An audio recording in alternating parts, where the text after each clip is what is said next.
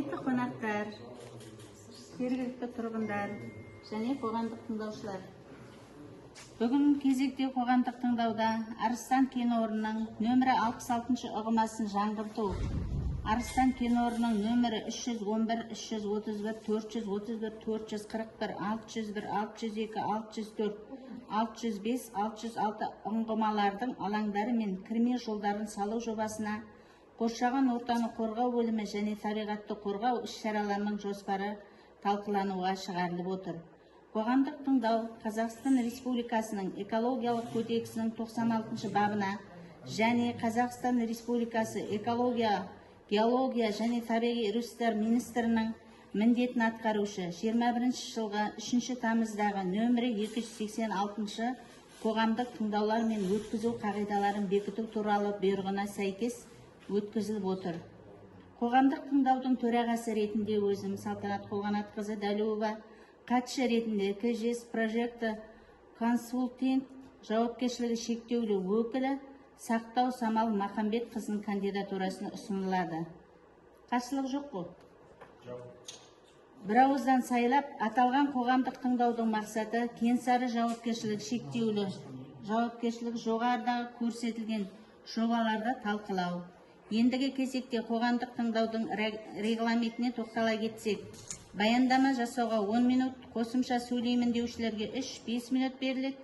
Келісеміз ғой оған? Қоғамдық тыңдаудың күн тәртібі және регламенті бір ауыздан бекітіледі. Ұсыныс сұрақтарыңыз болса, негізгі баяндамашыны тыңдап болғаннан кейін талқылауға көшсек, қоғамдық тыңдауды ашық деп жариялаймын. Күн тәртібіндегі мәселе бойынша сөз баяндамашыға беріледі. Қайырлы күн, құрметті тыңдауға қатысушылар. Сіздердің назарларыңызға Арыстан кен орнының номер 66 ұңғымасын жаңғырту және де Арыстан кен орнының 10 ұңғымалардың алаңдары мен кірме жолдарын салу жобасына қоршаған ортаны қорғау бөлімі және де табиғатты қорғау шараларының жоспары тақырыбында баяндама ұсынады. Жалпы кен орны туралы мәліметтер айта кетсем, Кенсары жауапкершілігі шектеулі серіктестігі келісімшарттық аумағы әкімшілік жағынан Қазақстан Республикасы Маңғыстау облысының Маңғыстау ауданында, Бейнеу ауданының орталығынан оңтүстік-батысқа қарай 100 шақырым жерде және де Ақтау қаласынан солтүстік-шығысқа қарай 200 шақырым жерде орналасқан. Кенсары серіктестігі қызметінің негізгі бағыттары Қазақстан Республикасы Маңғыстау облысының 33-16-д Е блогы шегінде Арыстан кен орнында көмірсутек шикізатын өндіру болып табылады. Келесі үшінші слайдымызда жұмыс ауданының шолу картасы көрсетілген. Келесі слайдында жоспарланған жұмыстардың қысқаша сипаттамасы. Номер 66 ұңғыманы жаңғырту. Осы жұмыс жобасы бойынша жаңғырту шеңберінде негізгі жобалық шешімдер. Номер 66 ұңғыманың сағасына жабдықты орнату, біріздендірілген электр орталықтан тепшік сорғы өнімділігі тәулігіне 10-80 метр куб сұйықтық бойынша және электр қозғалтқыштың қуаты 45-80 киловатт және штанга тереңдік сорғы қондырғысы сұйықтық өнімділігіне тәулігіне 5-50 метр куб бойынша және тербелмелі станоктың электр қозғалтқыштың қуаты 40-60 киловатт қондыру. Екіншісі номер 66 ұңғыма сағасының алаңында электр қозғалтқышы және де штанга тереңдігін өндіру кезінде ұңғыма сағасын байлаудың үлгілік схемасына сәйкес құбыр жолдарын байлау. Бұл ретте номер 66 ұңғыманың түсу желісі және оны бұзу екі алаңына қосу өзгеріссіз болып қалады. Келесі жоба бойынша 10 ұңғымалардың алаңдары мен кірме жолдарын салу жобасы. Жобада 10 өндіруші ұңғымалардың алаңдарын және оларға кіреберістерді толтыру көзделген. Әрбір жобаланатын алаңда ауыз қуысы, өлшемді ауыз қуысы монолитті темір бетоннан жасалған В25 сульфатқа төзімді портланд цементте В6 су өткізбейтін F50 шұңқырда баспалдақ бар шұңқыр алынбалы металл қақпақпен жабылады. Бағаналы шұңқырдың табанынан астында қалыңдығы 100 мм қиыршық тастан толық қаныққанға дейін битуммен сындырылген дайындық жүргізіледі.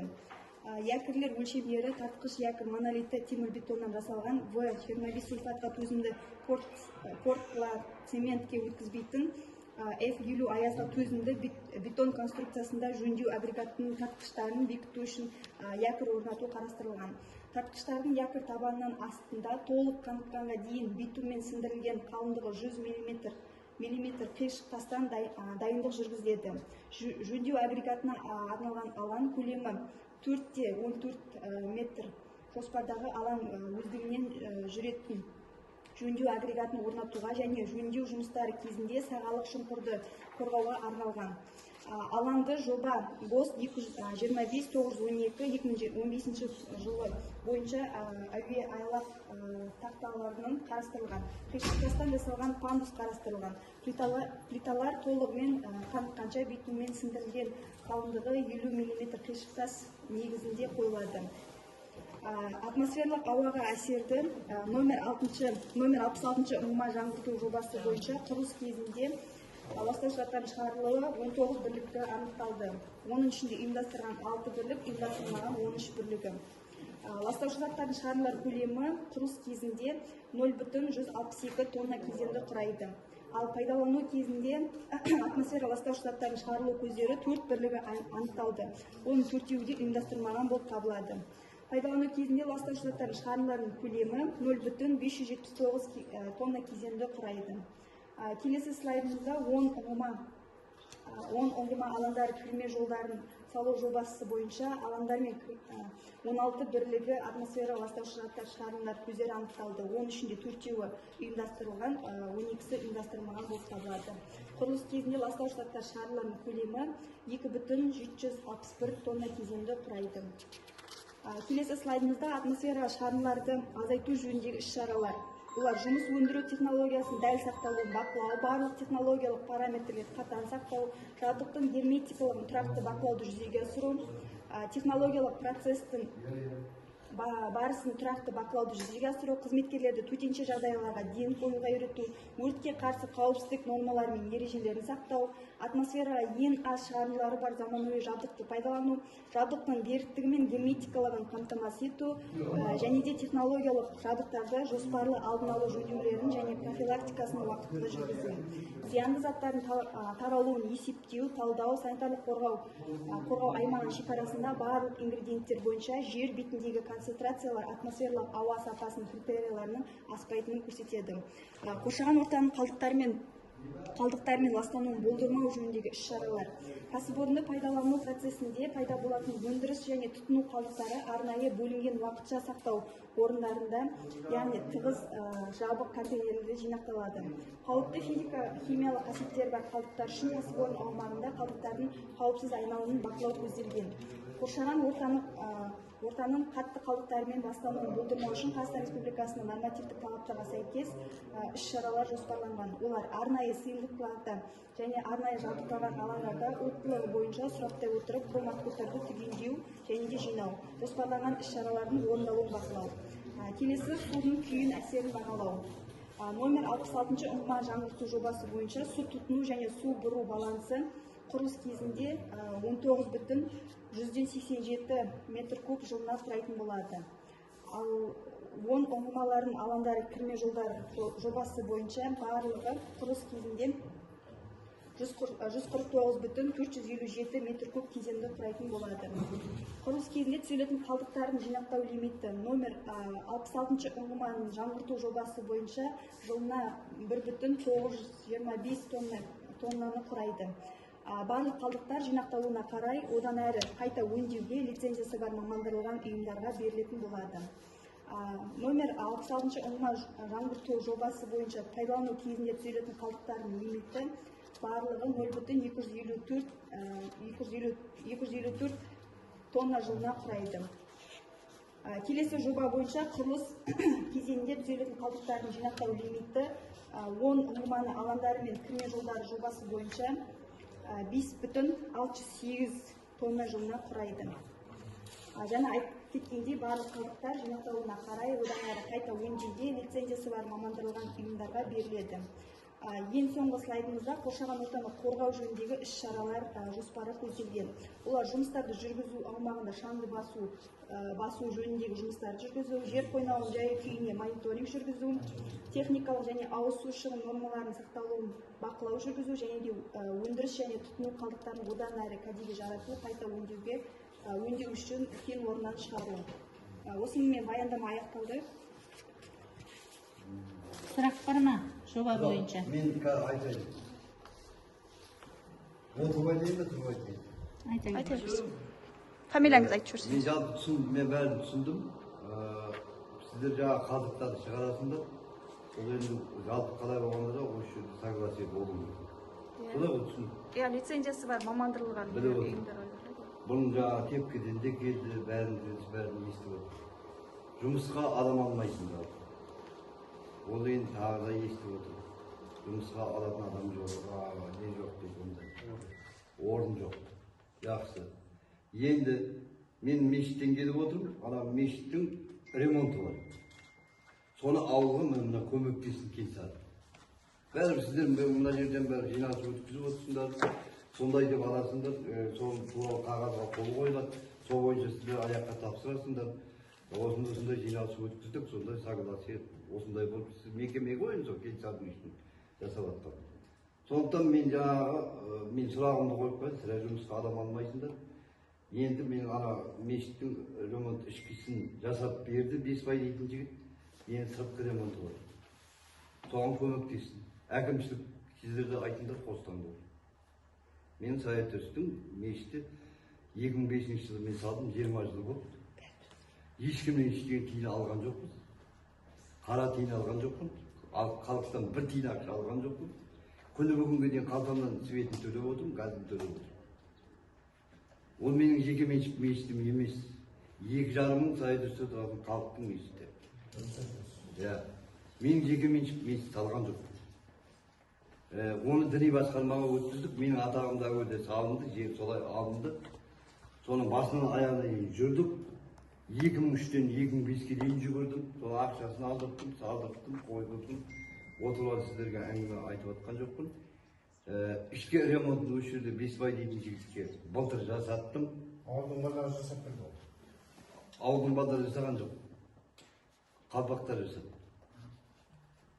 Сосын неден келгендер? Бесқаладан келгендер. Ауылдың базары не істеді? Көмектесіп жоқ па? Не көп, ешкім көмектескен жоқ, кім көмектесті? Ешкім білген жоқ маған. Бесқаладың базары келіп жасады. Мен басынан аяғына дейін жүрдім сол жерде. Ал оны енді біз деген қазір ақша береді, бермейді деп ештеңе айта алмаймыз. Протоколға енгізейік, басшыға жеткіземіз. Әкімнен ұсыныс керек болса, әкімнен де айттырам. Әкімнен хат болған жақсы. Ауызбен айтқаннан гөрі хатпен официально келген дұрыс болды. Протоколға енгізе olsa. Соны енгізе ғой, мен айтып отырмын. Сыртқы жұмыстар, енді мен көп зат сұрап отқан жоқпын, сыртқы жұмыстар. Мынау біздерде мынау столдар бар да, газетте бар ғой. 67-ті заманауи ғой. Шамалы жүрді да. Мен де етесіп тұрамын өзімде. Жылда мәшін жазылып, суды қамқоздан бар ғой. 3 жылық батырды келеді. Онда насос сорғанмайды да. Арасында мына трансферден келген вакуумдарға ақша беріп толтыртамыз. Соған бір келген кезде осы жерде мына 6 тонн мына пешті. Вакуумда айтып отырсың ба? Соны бір канат жасады да, анау 12 тонналық қойын бір соғып кетсе бар ғой. Нештен көріп сорғызатасыңдар? Нештен көресіңдер, соны айтшы. Біздер ме? 5.000-6.000 теңге береміз. Бір сорып кеткен. Айына қанша рет сорғызатасың? Ол ана қамқоздан келген уақытта ана машина сорғалмай тұр ғой, жаңағы 50 келеді ғой. Енді жалпы айына біздің трансфердің машинасы неше рет істеп тұр деймін, соны айтшы. Жоқ. Бір рет па, жарты жылда бір рет па, айына 3 рет па? Айына бір рет сорғызатамыз. Тазарап кетеді, колодцы бар ғой. Соған бір көмек салшы. Қарыш. Айына бір рет бір 6 тонн ба, 7 тонн ба соны. Канализация бір жерде ме, или 6 жерден сору керек? әрдомның алдында 3 коллекция ғой тек. Бір коллекциядан сұрады да. Бір келгенде бітіріп кете ала ма? Бір келгенде бітіріп кетеді. Ол 12 тонна шықпайды. Вообще. Ана просто жол бітіріп қалады, шайып не болып жүру Же. керек. Ана. Хорошо. Басқа сұрақ бар? Ана мен танитын болғасын мен сорды жатамын да.